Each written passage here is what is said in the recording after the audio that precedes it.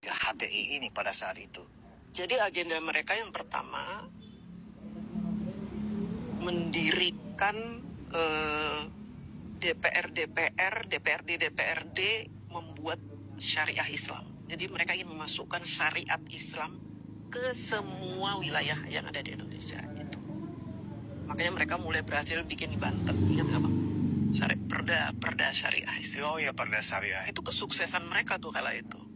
Kubu-kubu itu mereka bikin di Perda Banten. Kalau di Aceh kan mereka sudah aman lah. Di Aceh memang ini kan memang syariah. Ini anggota DPRD-nya untuk bikin perda syariah. Ya, mereka sukses. Dan ini rencananya kalau di tiap-tiap daerah sudah ada perda syariah, mereka harus menguasai Indonesia. Jadi ini kecil-kecil dulu nyusupin. Apa tujuan akhirnya itu, Bu? Negara khilafah. Negara khilafah. Itu nggak sekedar pepesan kosong, tuh bener serius. Serius. Dan mereka ada yang mendanai dari asing. Ada yang mendanai dari London. Oh, kalau dari London kan kantor pusat HTI kan memang di situ, Wahil. Disebut Tahrir kan memang kantor pusatnya di London. Nah itu dia. Dari situ mereka dibiayai. Kenapa HTI disuruh berfokus di Indonesia? Karena di Indonesia itu penduduk Islamnya terbanyak. Oke, dianggapnya lebih mudah untuk membuat negara ini ya seperti negara Islam gitu. Awalnya kan mereka orang-orang asing itu Bang mengira Indonesia itu kan negara Islam awal-awalnya. Bahkan saya pernah ngobrol dengan teman-teman itu, saya juga ada komunitas kan dengan teman-teman mancanegara itu. Oh kamu itu di Indonesia itu negara Islam? Bukan, negara republik, demokrasi dasarnya, bukan Islam. Tapi kan itu negara umat Islam paling banyak ya, tapi kita bukan negara Islam. Nah, atas dasar itulah makanya orang-orang asing itu ingin HTI itu bercokol di Indonesia. Dan mereka udah banyak banget Bang. Jutaan ada di Indonesia. Nah, ketika Pak Jokowi kemudian menganggap itu sebagai ormas terlarang, apa yang menjadi catatan Ibu DJ saat itu? Apakah artinya mengkonfirmasi iya wajar kalau ini dilarang? Dan sampai tahun berapa Ibu masih terlibat di sana, di grup itu maksudnya? Nah, di grup itu saya akhirnya menyadari bahwa ini kayaknya komunitas nggak benar juga gitu. Karena pas sedikit-sedikit bicara makar, sedikit-sedikit bicara kudeta, sedikit-sedikit demo, sedikit-sedikit ini. Bahkan mereka menyebarkan selebaran-selebaran untuk menolak gereja lah, apalah. Ini menurut saya kayaknya, wah ini nggak beres ini. Akhirnya saya keluar di tahun 2011. 2011 saya udah keluar dari grup itu udah. Berarti ada 5 tahun nggak Ibu bersama? Dari 2006 sampai 2011, 5 tahun. Cukup lama ya? Lama sekali, lama. Dan saya lumayan saya donatur saya di situ.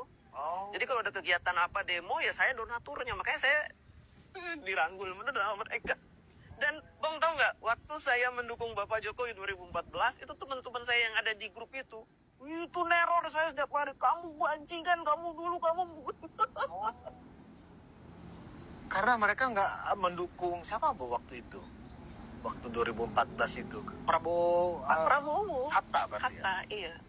2 periode mereka mendukung Pak. Karena PKS di situ. Karena ada PKS. Kan PKS itu partai yang mengakomodir mereka. HTI ini. HTI dan FPI. Yang berbahaya menurut Ibu HTI atau FPI Bu? Bagi kepentingan demokrasi kita, bagi kepentingan ideologi kita. Dua-duanya bahaya. Cuma kalau HTI ini lebih berbahaya dari FPI. Karena HTI ini kan mereka benar-benar pilihan orang-orang yang militan. Militan banget ini di HTI. Kalau FPI kan dia gerombolan preman-preman yang dipakai jubah. Oh, bedanya di situ. Kalau HTI benar-benar militan, benar-benar muslim yang taat, yang militan, yang dicuci otaknya setiap hari, itu HTI. Kalau FPI ada keinginan juga negara khilafah? Ya sama. Sama juga? Karena orang HTI juga ada di FPI kan? Oh. Kan mereka dulu ada FUI namanya. Iya FUI ya. Iya. Banyak Bang dulu ormas-ormas Islam itu mereka menjadi satu. Nah, kalau kita lihat salah satu bahkan sebagian besar ya orang-orang yang terkait dengan ijazah palsu ini ya kan, bahkan salah satu pengacara mereka itu kan jelas-jelas tuh orang HTI ya, Merkosinuddin itu. Apakah mereka sekarang ini memang sedang memanfaatkan kendaraan ini lewat Roy Suryo sebenarnya? Iya.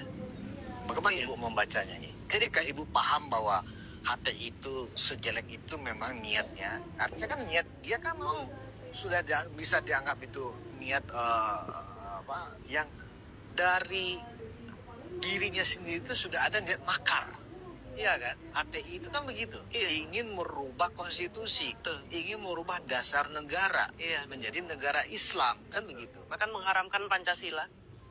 Ada semacam doktrin seperti itu, Bu ya? Iya. Bendera haram, Pancasila haram, UUD 45 haram. Mengharamkan semuanya. Jadi kalau kalian masih hidup di negara yang masih berdasarkan Pancasila, benderanya merah putih, kalian murtad, haram kalian. Akhirnya berbondong-bondong orang mendukung PPHT untuk merubah itu semua supaya nggak masuk neraka gitu, Pak. Kan mereka doktrinnya nakut-nakutin neraka. Nah, kenapa Bu ya?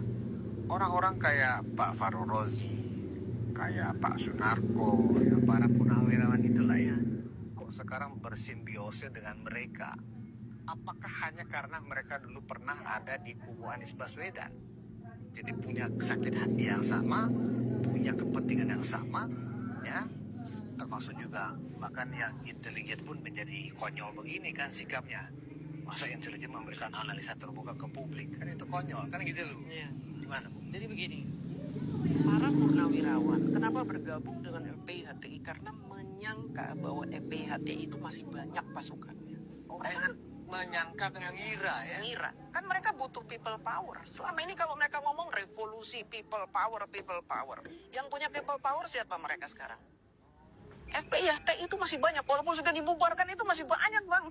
Oh ya. Masih banyak akar-akar, bahkan mereka punya sekolahan, mereka punya universitas, mereka udah mengakar kemana-mana itu. Makanya mereka berafiliasi dengan mereka. Oh itu. Iya, Itu membuat mereka merasa yakin karena mereka merasa punya masa. betul. Dan abang tahu kan, ada gerakan rakyat sekarang yang lagi ormas gerakan rakyat yang di dalamnya ada Anies Baswedan. Nah itu orang-orang itu. Oh iya kan katanya memang Armin mau lagi mendirikan ormas. Oh ternyata ormas itu. Ormas itu ya orang-orang itu. Berarti ormas itu sebenarnya adalah mantan HTI dan FPI yang ada di situ. Rata-rata. Berarti bisa dikatakan ormas yang akan didirikan Anies Baswedan ini adalah representasi dari ormas terlarang yang sudah dibubarkan Pak Jokowi. Betul. Apakah pemerintah akan mengizinkan seperti itu Bu? Walaupun mereka di atas kertas ya, agar mendapatkan izin ya kan terdaftar dan seterusnya dari pemerintah dasar negara Pancasila. Padahal itu hanya teks saja, tapi jiwanya Ibu yakin? Yakin saya. Itu kan hanya kulit aja. Mereka bilang gerakan rakyat lah apa namanya kan. Karena apa? Selama ini kan Apa Bu nama ormasnya Bu? gerakan rakyat kalau nggak salah. Gerakan Rakyat. Kan selama ini FPI yang dibubarkan, HTI dibubarkan, mereka ingin bikin lagi ormas baru dengan nama FPI yang tadinya Front Pembela Islam. Bela Islam jadi Front Persaudaraan Islam, Persatuan Islam, tahu kan ditolak sama Umam karena ketuanya kan masih Siris. Akhirnya mereka membuat sebuah ormas yang besar yang di dalamnya mungkin tidak ada rizik, tidak ada ini, tapi tetap saja dengan visi misi sama seperti mereka-mereka ini. Nah, Ibu melihat ormas gerakan rakyat yang konon katanya akan dipimpin oleh Anies Baswedan ini adalah berarti Anies sadar bahwa dia sedang merepresentasikan bagian dari HTI. Apa bisa dibaca seperti itu? Saya bacanya begitu. Makanya berbahaya Anies Baswedan. Menurut saya, Bang. Berarti Anies punya pemahaman di kepalanya sebenarnya di dalam hatinya dia bersepakat dengan agenda-agenda dan tujuan-tujuan dari Hizbut Tahrir Indonesia itu yang sudah terlarang.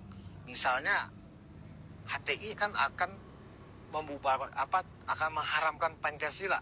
Berarti sejatinya seorang Anies Baswedan bisa dikatakan sepakat dengan ide itu.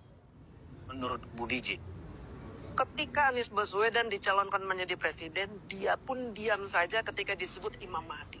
Abang tahu nggak maksudnya penyebutan Imam Mahdi itu apa? Gimana Bu? Maksudnya gimana? Imam Mahdi, ketika seseorang disebut Imam